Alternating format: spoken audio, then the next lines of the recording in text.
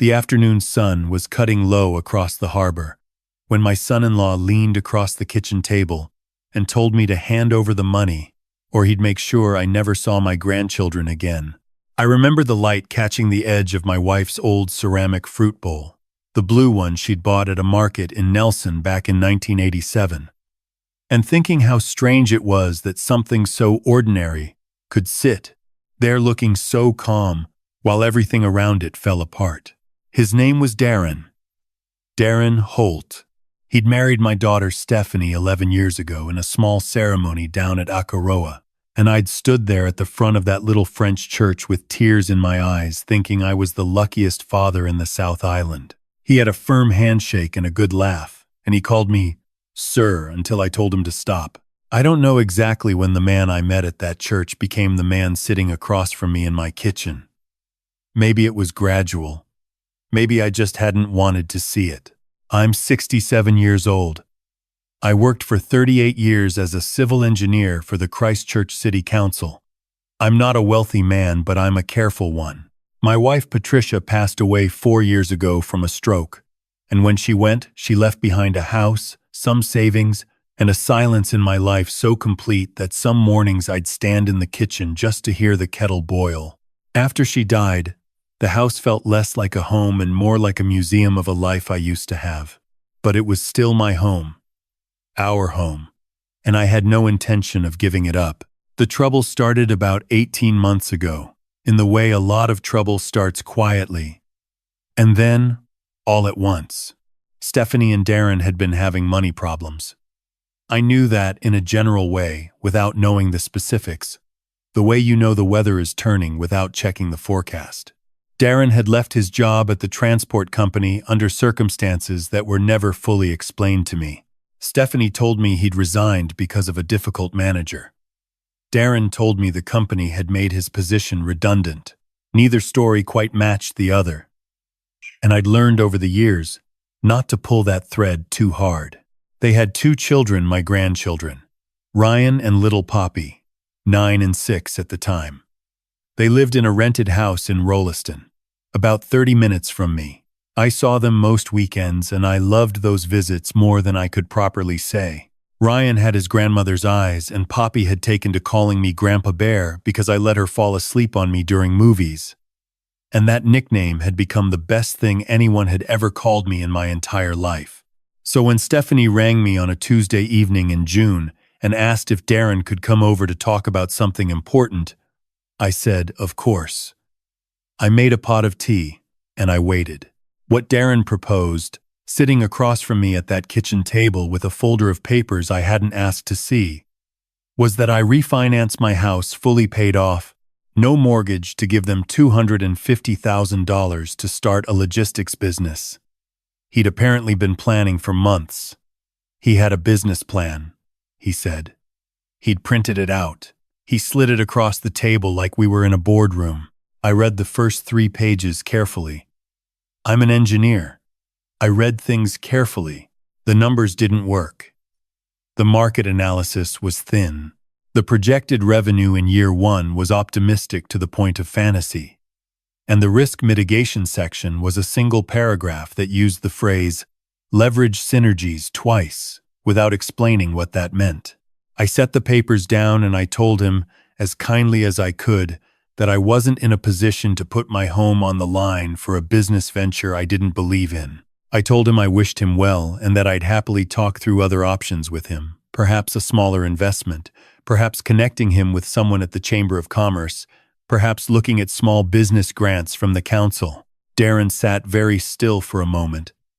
Then he smiled in a way that didn't reach his eyes and said, I thought you might say that. He stood up, picked up his folder, and said, I hope you'll reconsider, for Stephanie's sake, for the kids' sake. Then he left. I sat there with the tea going cold and told myself it would be all right, that Stephanie would see reason, that Darren would find another path. I was wrong on both counts. Over the next 6 weeks, the pressure came in forms I hadn't anticipated. Stephanie stopped calling as regularly. The weekend visits became shorter, then less frequent. When I rang to confirm Sunday lunch, There was often a reason. Darren had something on. The kids had activities. They were busy. I told myself it was coincidence. I'm not a man who looks for drama where none exists. Then one Saturday, I drove out to Rolleston. Unannounced, I'd made a batch of Patricia's shortbread for Poppy, and when I knocked on the door, Darren answered and told me Stephanie wasn't home and that it wasn't a good time. I could hear Ryan's voice inside the house. I could hear the television. I said I'd just leave the tin and go. Darren took the tin without a word and closed the door. I sat in my car in their driveway for probably 2 minutes before I started the engine. I'm not ashamed to say my hands weren't quite steady on the wheel driving home. That night, Stephanie texted me, "Dad, I think it's better if you call before coming over. Darren finds it stressful when things are unplanned." I stared at that message for a long time. Then I replied, "Of course, love. I'm sorry. I don't know why I apologized. I hadn't done anything wrong. But when it's your daughter and your grandchildren, you'll do almost anything to keep the door open even slightly." The following month, Darren rang me directly. No pleasantries. He told me he'd had time to think and that he believed I was being selfish. That Patricia would have wanted the family to stick together. That using her memory as a reason to hoard money while my grandchildren struggled was something I should be ashamed of. I want to be careful about how I describe what happened inside me when he said that. Because what I felt wasn't just anger. It was something older and colder. It was the feeling of being cornered by someone who has worked out exactly which door is locked and is pressing on it anyway. I told him not to speak about Patricia. He said he'd speak about whatever he liked. I told him the conversation was over and I put the phone down. For 2 weeks I heard nothing. Then Stephanie came alone, on a Wednesday afternoon, and sat in my kitchen in the same chair Darren had sat in.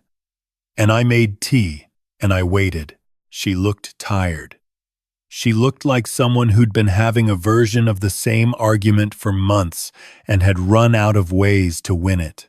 She told me that things were very tight, that Darren was struggling, that the kids needed stability, that she wasn't asking me to give them the money just to consider it, just to think about what family meant. I reached across the table and I took her hand and I said, "Stephanie, I love you. I love those children more than I can say, but I am not going to mortgage my home for a business plan that won't work. That is not me being cruel. That is me trying to protect what's left." She pulled her hand back slowly. She said, "Darren thinks you've never respected him." I said, "This isn't about respect." She left without finishing her tea. I've been a father for 41 years. I know the difference between a daughter making her own decision and a daughter delivering someone else's message. What I saw in Stephanie's eyes that afternoon wasn't conviction. It was exhaustion. She was doing what she'd been sent to do.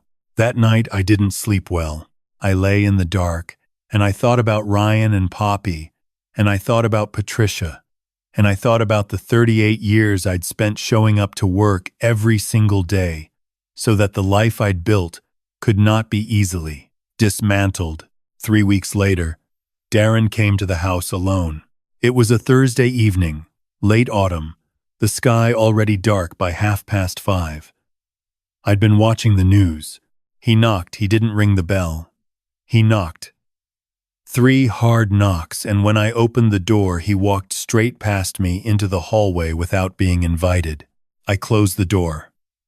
I turned around. He was standing in the middle of my hallway, in my house, and he looked at me with an expression I'd never seen on him before. All the performance was gone. The handshake, the sir, the charm at the wedding, all of it gone. What was underneath was something harder and less patient. He said, "I need an answer. Today. Yes or no?" I said, "The answer is no. It was no 6 weeks ago, and it's no now. What happened next, I've turned it over many times since, trying to understand it." He stepped forward. He was taller than me by a few inches and considerably broader, and he raised his right hand and he slapped me. open-handed, across the left side of my face. Not a push, not a shove, a slap. The sound of it in the narrow hallway was very loud. I didn't fall. I took a step back and steadied myself against the wall, and I looked at him. He looked, for just a moment, like he hadn't entirely meant to do it. Like part of him was as surprised as I was. Then the moment passed and something closed over in his face, and he said, "Think about what you're doing to this family." And he walked out. I stood in my hallway for a long time. My face stung. My ears were ringing slightly. But what I remember most clearly is the quality of the silence after the door closed. Complete and absolute. The way silence only gets in a house where only one person lives. I walked to the kitchen. I poured a glass of water. I drank it, standing at the sink, looking out at the dark garden. And then, quite calmly, I made a decision. I did not ring Stephanie. I did not ring the police that night, though I thought about it. What I did was walk to my desk in the spare bedroom, the room that used to be Stephanie's when she was growing up, that still has a faded sticker of a dolphin on the inside of the wardrobe door. And I sat down and I wrote everything that had happened in as much detail as I could remember. The date, the time, the exact words, the exact sequence of events. I wrote for about 40 minutes. Then I saved the document, closed the laptop, and went to bed. I didn't sleep well, but I slept. The next morning I rang a solicitor. Her name was Catherine Barkley, and I'd used her firm when Patricia's estate was settled. She was businesslike and thorough, and she didn't fuss. I told her what had happened. I told her about the months of financial pressure, the restricted access to my grandchildren, the phone calls, and then the events of the previous evening. She listened without interrupting. Then she said, "Right. A few things." We talked for 40 minutes. By the end of the call, I had a clear picture of where I stood and what my options were. She would draft a formal letter, not threatening, not aggressive, but precise and legally grounded, documenting everything. She would also advise me on a protection order application, should I want to go that route. She recommended I also contact my GP to have the incident noted in my medical records, which I did that same afternoon. The GP, a good man named Dr. Patel, who I've seen for 15 years, examined my face.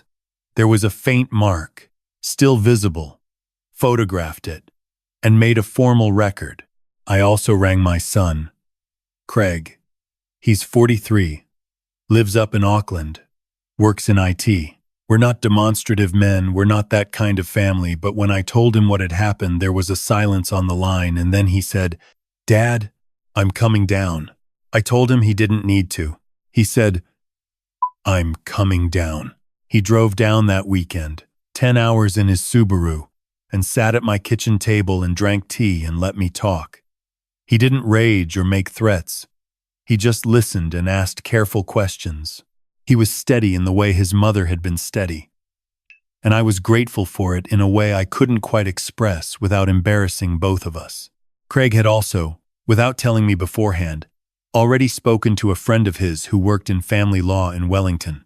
That friend had confirmed what Catherine Barkley had told me and added something useful.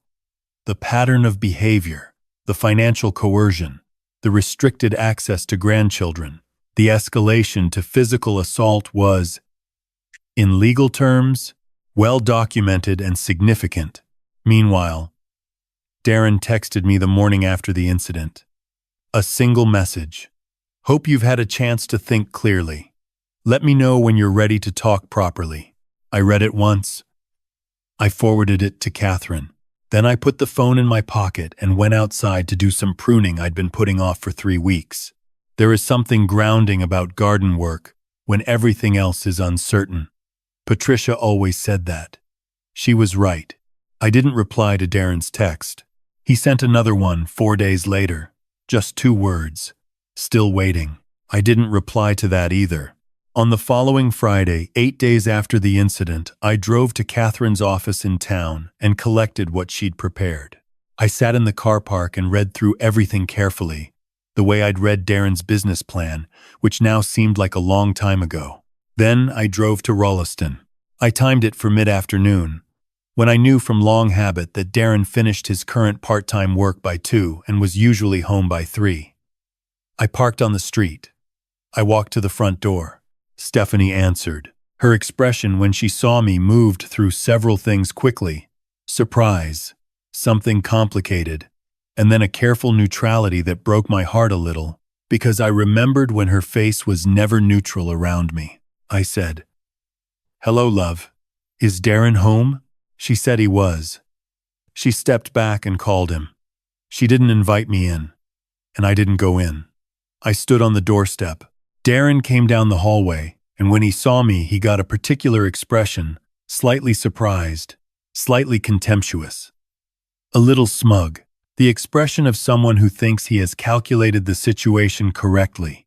He said, "So, you've come to talk." I said, "I've come to give you something." I held out the envelope. It was a standard white envelope. A4. Sealed. His name was written on the front in my handwriting. Nothing else. He looked at it. I watched something happen in his face, an assumption forming. This was the moment. This was what he'd been working toward for 18 months. In his mind, the envelope was what he'd always expected it to be. Capitulation, money, or the promise of it. The old man had finally come around. He took the envelope. He actually smiled. He said, "I knew you'd see sense eventually." Stephanie was standing behind him in the hallway. I looked at her when he said that, and her eyes dropped to the floor. That told me something important. Darren opened the envelope. He read the first page. I watched the smile go. I watched him read it again. Then the second page. Then he stopped and looked up at me with an expression I can only describe as the expression of someone who has just understood, very completely, that they have misread everything. What was in the envelope was not money. It was a formal letter from Catherine Barclay's office documenting, with dates and evidence attached, the following: 6 incidents of deliberately restricted access to grandchildren used as leverage, 3 recorded phone calls of an intimidating nature, and 1 instance of physical assault witnessed and medically documented. The letter also noted that a formal complaint had been filed with New Zealand police, which was true. Craig had accompanied me to the station the previous Monday, and that a restraining order application was being considered. The final page was a copy of the police report. He said, "This is you. Can't," and then stopped. I said, "I want you to read all of it carefully." His hands, I noticed, were not steady. Stephanie stepped forward and took the letter from him. I watched her read it. I watched her face change as she read. The neutral expression gave way to something rawer, not guilt, not yet, but the look of someone seeing the full picture for the first time and realizing how it looks from the outside. I said to her, quietly, "I'm not doing this to hurt you. I'm doing this because what happened in my house last Thursday cannot go unanswered. I'm your father. I'm 67 years old. And that will never be acceptable." She said nothing, but her eyes were bright. I said to Darren, "I'm not asking for an apology today. I don't think it would mean anything today. And the 40 way, and then minus no. What I am telling you is that the matter is now with my solicitor and the police, and how it proceeds from here will depend on the choices you make from this point." He said, "You're going to destroy this family over." I said, "You made choices, Darren. Every step of the way, you made choices. I gave you tea and a conversation. You gave me a slap in my own hallway. We are where we are." I turned, and I walked back down the path to my car. My hands were steady. I noticed that specifically. I drove home with the radio off and the autumn light very gold on the hills around the city, and I thought about Patricia, the way I often do at the end of significant days. And I felt not happiness exactly, but something like solidity, like the ground under my feet was still there. What followed, over the next several weeks, was not simple or clean. Real life rarely is. The police matter proceeded. Darren was interviewed. He did not initially cooperate in the way one might hope. His solicitor made some noise. Craig came back down and sat with me through several of the more difficult days. Stephanie rang me about 3 weeks after the doorstep. She asked if we could have a coffee. Just the two of us. I said yes. We met at a cafe near the Botanic Gardens. She looked like someone who hadn't been sleeping well, which I understood, because I knew something about that. She wrapped her hands around her mug and she said, "I didn't know it had got that bad, Dad. I mean, I knew things were tense, but I didn't know about the phone calls." "Not the full picture," I said. "You knew about the visit to the house." She looked at her coffee. "Yes," I said. "And you didn't call me?" "No." We sat with that for a moment. She said, "I don't really know how to explain the last year. I kept thinking if I could just get you and Darren to find a way forward, if I could just smooth it over, I thought I was keeping the peace. I think I was actually just helping him." I reached across the table and I put my hand over hers. Not because everything was fixed, not because the hurt was gone, but because she was my daughter, and I had not stopped loving her for a single day of any of this. I said, "I know." Darren did not contest the police matter in the way he initially indicated he might. In the end, with legal advice from his own solicitor that I imagine was fairly direct, he accepted a formal diversion program community service, an anger management course, and a formal written acknowledgement of the assault. No conviction recorded, but a record of the process. He and Stephanie separated 8 months later. That was their own business, and I've tried to stay out of it, except to be available to Stephanie when she needed me. The children, Ryan and Poppy, still came to me every second weekend, and Darren, to his credit, never interfered with that. The day Poppy called me Grandpa Bear again for the first time after the difficult months was a day I won't describe further because I don't have the words for it. I am not a man who believes in enemies. I don't think Darren was born difficult or cruel. I think he was someone who got into financial trouble, panicked, and made a series of decisions that each one made the next one harder to walk back from. I think he mistook my patience for weakness and my politeness for passivity. Many people make that mistake about quiet men of a certain age, and it is, as I've heard it said, an expensive error. What I know is this: a home is not just bricks and a title deed. It is the record of a life. Patricia chose those kitchen tiles. My father-in-law built that back deck with his own hands over 2 weekends in 1994. And he's been gone 12 years now. And every time I stand on it, I think of him. You cannot put a number on those things. You cannot refinance them, and no amount of family pressure, however expertly applied, was ever going to make me sign them away. I am 67 years old. I worked for 38 years. I buried my wife. I raised 2 children in a house full of noise and shortbread and Saturday rugby on the television. I have earned the right to stand in my own hallway and say no.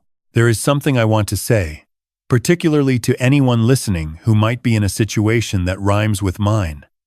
Not necessarily the same notes, but the same tune. The people who love you will not use your grandchildren as leverage. Love does not issue ultimatums about money in other people's kitchens. And if someone tells you that protecting yourself is destroying the family, what they usually mean is that your protection is inconvenient for them. Boundaries are not walls. A boundary says, "This is where I stand. This is what I will and will not accept."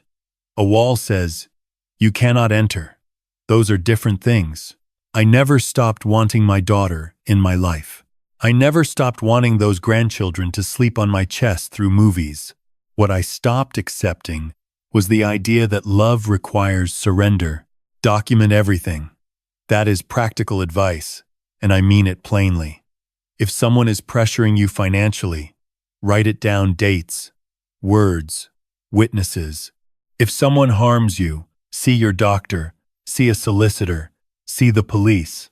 Not because you want to punish anyone, but because the truth deserves a record, and you deserve to have someone in your corner who knows the full picture. And finally, quiet is not the same as weak. I didn't raise my voice once through any of this. Not when the access to my grandchildren was used as a weapon. Not when the calls came late and the words were hard. Not even in my own hallway. In the moment that changed everything, I stayed quiet and I stayed clear, and when the time came, I put the truth in an envelope and I handed it over. Sometimes that is all justice needs. A clear record, a steady hand, and the willingness to let the truth do the work. The shortbread tin, for what it's worth, came back. Stephanie returned it at the cafe, washed and dried. A small thing, but I refilled it and put it back in the pantry where it always lived. And some things, it turns out, do find their way home.